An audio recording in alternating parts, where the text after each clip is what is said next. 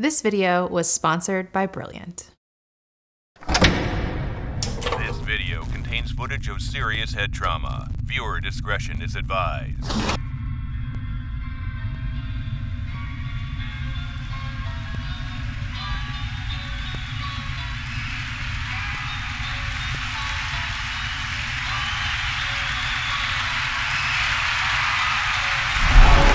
Over the middle, and it is Robbie Anderson, and oh, what a hit! Oh, Sanders gets walloped. Oh, what a hit, my goodness. And he gets smacked down, taking some shot. Look at Troy. Oh, big hit. Man. Oh, see it. Oh, no. And this out. Oh, my goodness. Whoa! I don't know how you take this out of the game of football. I don't know if there's anything you can do. Looking for his possession guy, and wow.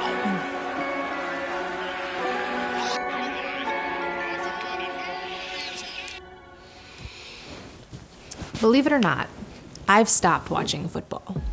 Now, you might think that's not such a big shocker, but I grew up in Wisconsin, where it's basically legally required that you watch football every week.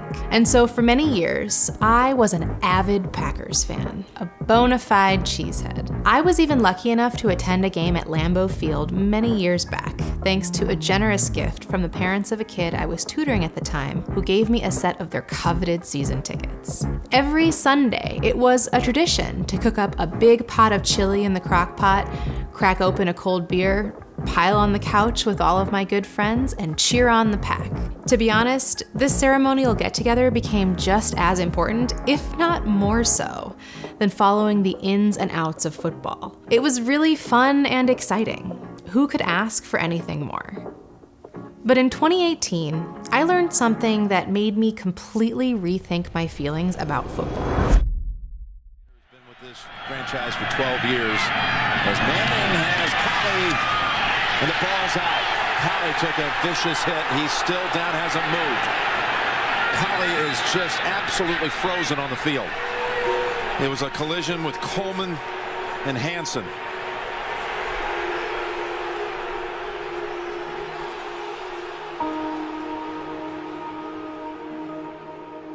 I was working as a freelance writer for SciShow around that time, and they gave me a topic I'd never explored all that much before: chronic traumatic encephalopathy, or CTE.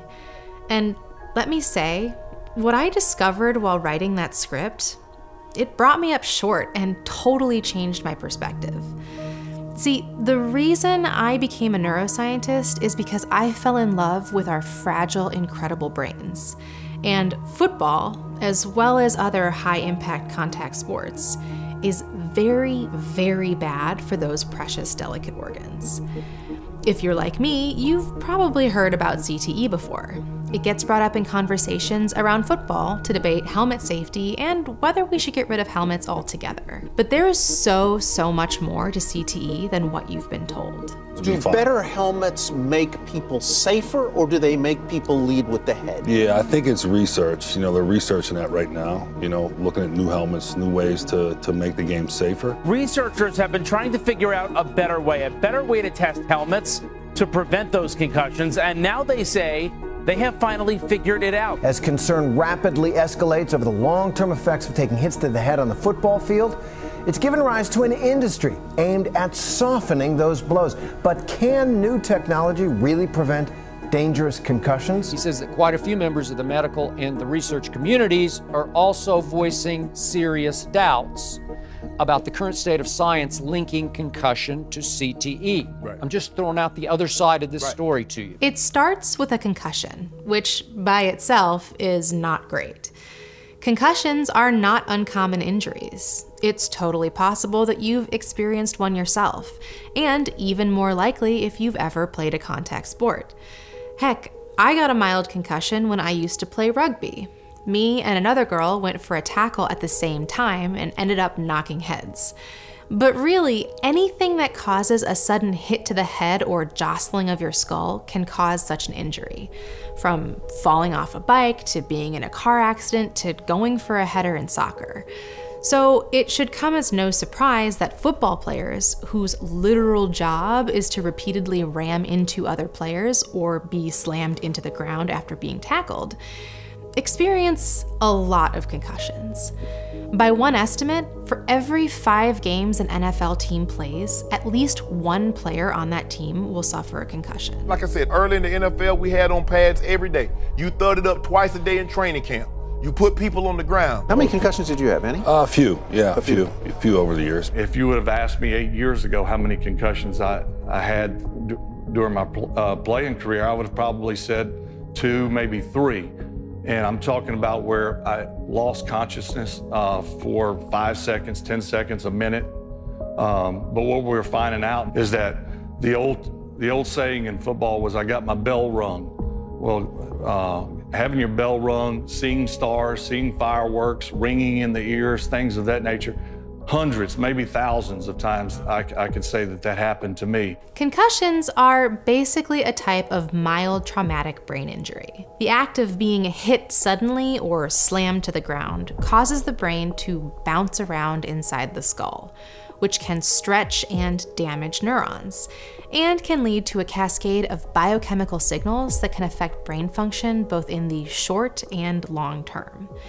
Together, that all means changes to the metabolism in the brain, which is how the brain processes energy, which can affect neuronal function. Most of those changes end up reverting to their normal state eventually, but sometimes brain cells do die. There are also big changes in the signaling between neurons, in the ions that our cells use to send their electrical signals, and in the blood flow in the brain. Collectively, these changes can lead to overexcitation in the brain and make the brain even more fragile than normal. During the hours and days after a concussion, the brain is extremely sensitive to things that affect blood flow and intracranial pressure. And a concussion can also stretch neuronal axons, which can sometimes lead to axonal degeneration and inflammation down the line. So what does all of that mean, practically speaking? Well, in my case, I felt a little tired and disoriented for the first day, and then I had a headache for a couple of days after. Headaches are a really common symptom for concussions. Other symptoms include nausea, dizziness, and difficulties with balance and vision. In rare cases, people may experience convulsions. But concussions can mess with your mental health too. Emotionally, concussions can cause confusion, difficulty focusing, and sometimes irritability or even feelings of sadness. Sometimes an individual may briefly lose consciousness, and they may experience post-traumatic amnesia. With dramatic symptoms like that, it's perhaps unsurprising that concussions are an often used movie trope, like in Bourne Identity, where Jason Bourne loses all recollection of who he was and what happened to him in the past. Who am I? You're a malfunctioning $30 million weapon. But that kind of amnesia is super rare. More commonly, people just can't remember what happened in the time right before the concussion, like a couple of hours or minutes. And they might have trouble remembering the actual concussion itself or what happened in the minutes and hours immediately afterward. Every concussion I had ever gotten by playing football, I went back into the game. What's more scary about it, knowing what I know now, was watching the film the next day and not remembering any of the plays that I ran. Aikman suddenly turns to Steinberg and says, "What am I doing here?" And the next thing you know, they're reliving this conversation they'd had 5 minutes earlier. For a minute, I thought he was joking. And I went through the same sequence of answers again. And his face brightened and we celebrated again. Maybe 10 minutes passed. And he looked at me with the same puzzled expression and asked the same sequence of questions. Depending on how severe the initial injury is, it can take up to a couple of weeks for an adult to recover from a concussion, and a bit longer than that for kids and teenagers. I realize I'm discussing all of this pretty casually, like it's no big deal, but none of this stuff is a lot of fun, and it's really not a very simple and easy recovery process. And of course, the more severe the injury, the worse the experience. Until you've had a concussion, you really, can't imagine how that feels. It's like an out-of-body experience. I've had times where I've been hit immediately and I've seen stars like in the cartoons, where you'll see stars. I've been hit where I've seen black spots. I've been hit where I see two of you. I've definitely had concussions before where you not really sure where you are, but somehow your subconscious knows what to do when you play. I recovered from my very, very mild head bump within a couple of days. But some of the hits I see football players take are intense. Sometimes these guys go out cold for several seconds on the field. So we're not talking about minor injuries here. And that's just one concussion in one game. Almost every play of every game and every practice, they're going to be hitting their heads against each other. Those things seem to happen around 1,000 to 1,500 times a year. Each time that happens, it's around 20 G or more. That's the equivalent of driving a car 35 miles per hour into a brick wall, 1,000 to 1,500 times per year. Perhaps unsurprisingly, given the fact that concussions often occur during high-risk activities. People who experience one concussion are statistically more likely to experience additional concussions. And things start to get really ugly when you keep having concussions. Now, I did sort of walk away from rugby after my experience. It happened during my senior year of high school, and I got a little bit worried about the possibility of more injuries as I started preparing to head to college. But many folks who play high-impact contact sports, like football, play them for years or even decades, putting them at high risk of repeat head injuries. And we used to think that, well, it might take up to a month to recover from a concussion. Once you were recovered, that was that. You were all good. And now it's turning out that that's really not so true. And that's where my change of heart about football really starts. Because one concussion is bad, but more than one is really bad. Basically, if you experience repeated head trauma, the resulting trauma is more than the sum of its parts. The damage can get worse almost exponentially. This can lead to things like second impact syndrome, a rare situation where a second head injury shortly after the first causes the brain to suddenly swell, causing catastrophic damage and often death. And with enough hits and enough time, you can actually end up causing permanent cellular damage that your brain just can't recover from. These days, I feel like the term chronic traumatic encephalopathy, or CTE, is pretty much everywhere, so it might be hard to believe that we only really started using that term in the early 2000s. Before that, people referred to the symptoms of repeat head trauma as being punch drunk, or more technically, Dementia Pugilistica. It was in 2005 that neuropathologist Bennett Umalu and his colleagues at the University of Pittsburgh published the first paper describing CTE in the brain of a former NFL player, specifically Mike Webster, who exhibited unusual behavior shortly before he died of a heart attack at the age of 50. No, I'm just trying to find, trauma, everybody went through trauma as a kid. I'm not saying I was different than that. I'm just saying the things we do to one another, okay?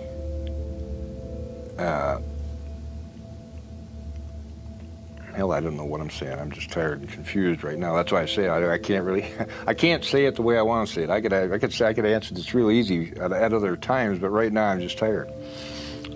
The NFL is a billion-dollar empire, billions. Instead of being proactive, they are reactive. Behind closed doors, they'll tell us, we're going to take care of that. And you know what? They don't. Mike Webster, my former center, passed away.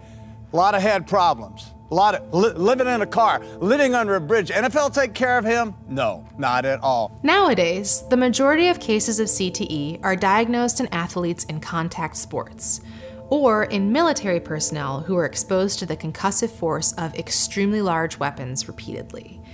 And in somehow even more depressing news, the condition is also sometimes seen in people who have experienced significant ongoing domestic violence. CTE is basically what happens when you experience multiple concussions from which your brain can't fully recover. So all of those disturbances in the brain actually end up killing neurons. And over time, that can progress into full-blown dementia. I mean, we're talking atrophied brain, scarring, tau plaques like those seen in Alzheimer's disease, neurofibrillary tangles, the whole shebang. Essentially, your brain is trying to heal itself, but the process causes more damage. And like Alzheimer's disease and other kinds of dementia, CTE can't be fully diagnosed in a living person. It can only be diagnosed after an autopsy of the brain uncovers the hallmark signs of the condition. But that doesn't mean that you won't see some signs. Similar to any other kind of dementia, CTE has all kinds of impact on behavior, memory, and lifestyle. Often, the first symptoms appear a decade or so after the repeated head trauma begins. It can start with symptoms similar to those of a concussion: confusion, dizziness, and headaches. I get a lot of headaches. Every morning I have a headache. It's just a number of things, man, that a player goes through, man, after football. Life after football is not fun. From there, it can start to look more like stereotypical early dementia. Memory loss, poor judgment, and erratic behavior. Talking to you, I can tell that it's a little bit difficult for you. I mean, do you remember my name?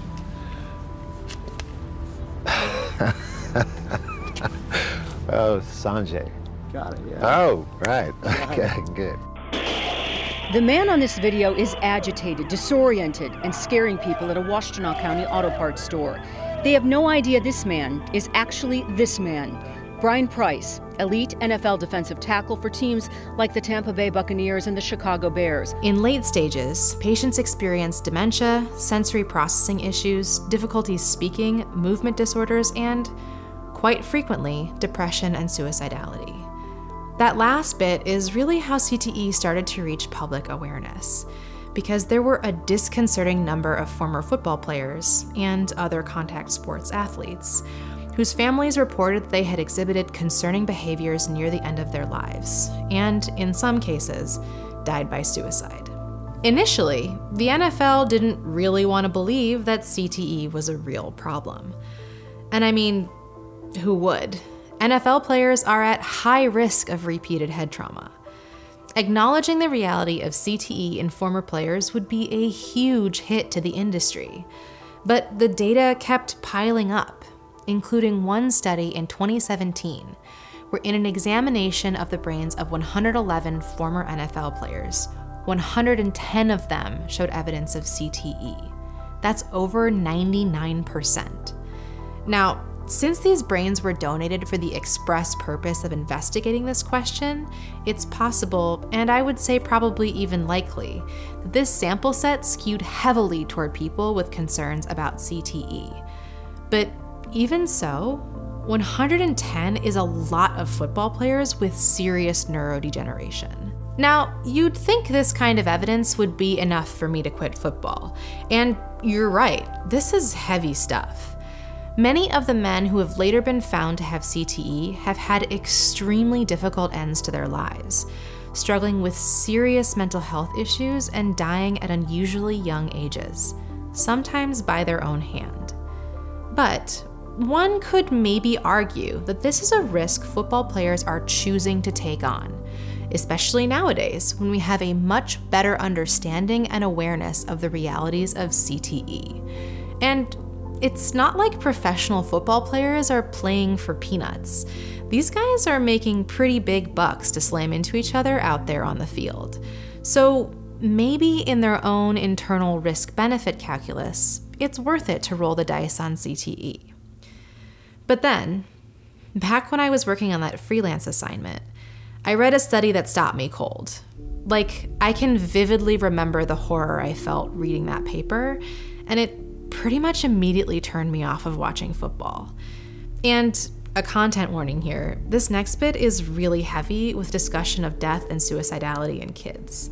It was a paper published in the journal Brain in 2018, where the researchers examined the brains of 4 teenage athletes who had all died within a few months after experiencing a head injury.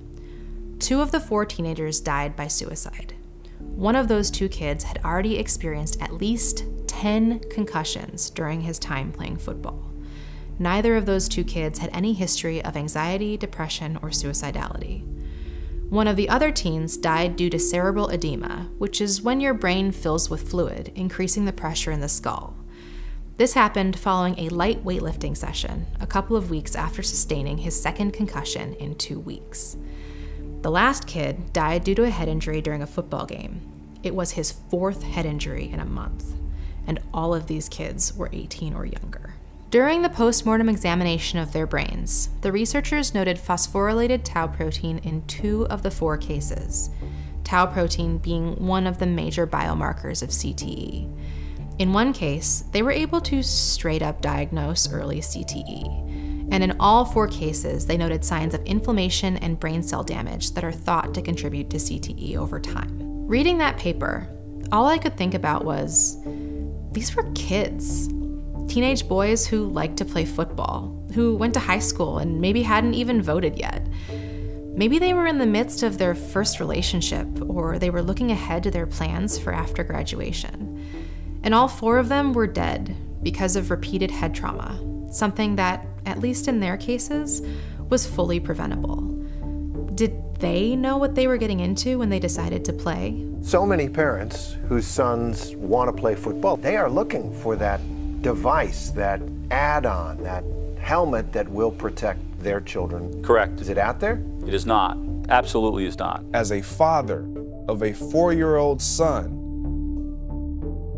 if you were to ask me, Greg, are you going to encourage him to play football? Absolutely not. They're even talking about not letting youth leagues have tackle football at all, which I'm an advocate for. I don't think there's no point for it. Like my sons are not gonna play football. No. If you have 200-300-pound guys running at full speed and they collide, or the whiplash effect, 1 in 5 concussions are when your head hits the turf. There's only so much that helmets can do. How do you make the game safer? You don't play. And that was what turned me off of football. Because professional players making the choice to play despite the risks is one thing. But kids dying because of brain trauma from a game is another. And frankly, the biggest reason we have kids playing football is because of the popularity of the NFL. And I get that people love football, not just watching it, but playing it too. I played rugby. I know those contact sports can be super fun. And I am not passing judgment on people who still watch and enjoy football. Again, I'm from Wisconsin. Being a Packers fan is practically as important as breathing up there. But it just didn't seem worth it to me. I realized I didn't want to prop up a multi-billion-dollar entertainment industry that I knew was actively leading to serious, lifelong physical harm for its participants. Especially not when most of those participants first got involved at such a young age. Think about it.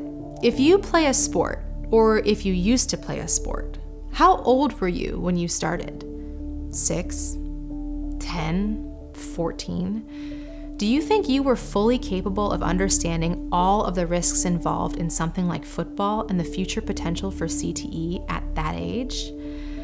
I appreciate that there have been a lot of efforts to ensure that families and kids are aware of the dangers of head injuries, and rules have been changed to discourage the most dangerous kinds of behavior, but these are imperfect solutions. Contact sports are still contact sports, even if you enact penalties for unsafe play.